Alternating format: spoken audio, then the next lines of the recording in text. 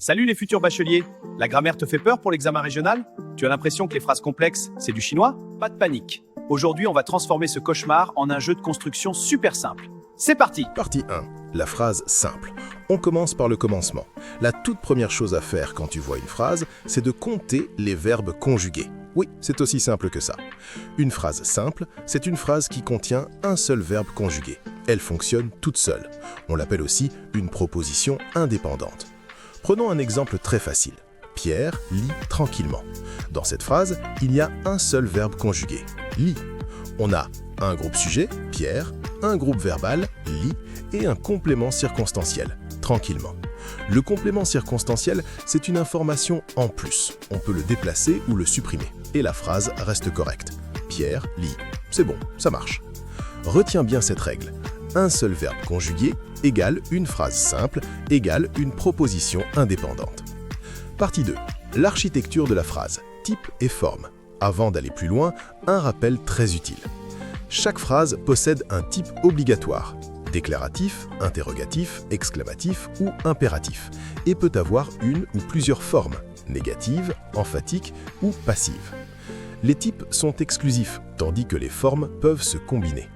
Le type déclaratif donne une information, l'interrogatif pose une question, l'exclamatif exprime une émotion et l'impératif donne un ordre.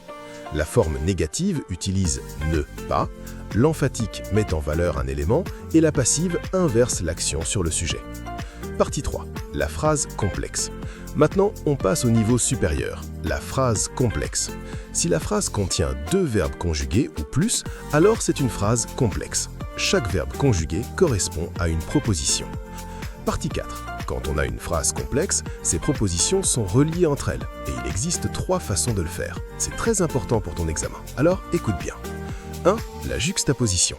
C'est la méthode la plus simple. Les propositions sont posées côte à côte, séparées uniquement par un signe de ponctuation faible, une virgule, un point-virgule ou 2 points. Il n'y a pas de mot de liaison. Le lien est invisible, il est sous-entendu. Exemple chez Voltaire.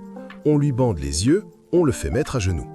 Tu vois, les deux propositions sont indépendantes, séparées par un point-virgule. Pas de mot de liaison. Notons que le lien sémantique existe quand même. Dans cet exemple, on a une relation logique d'addition. 2. La coordination.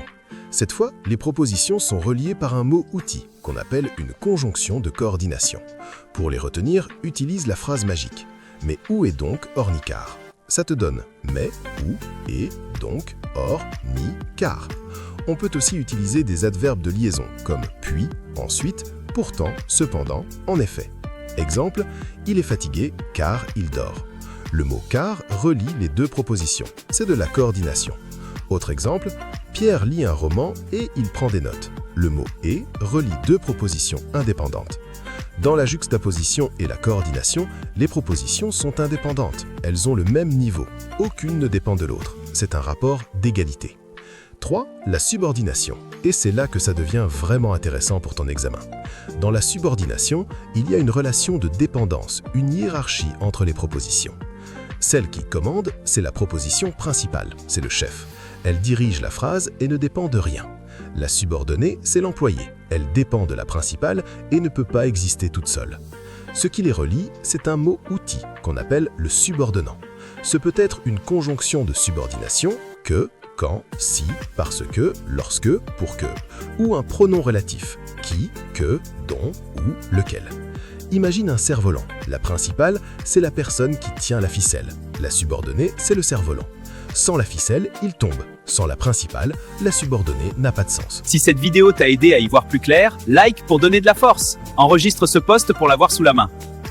Partage à ta classe ou à ce pote qui galère encore avec la subordination. On en a tous un. À très vite pour de nouvelles révisions.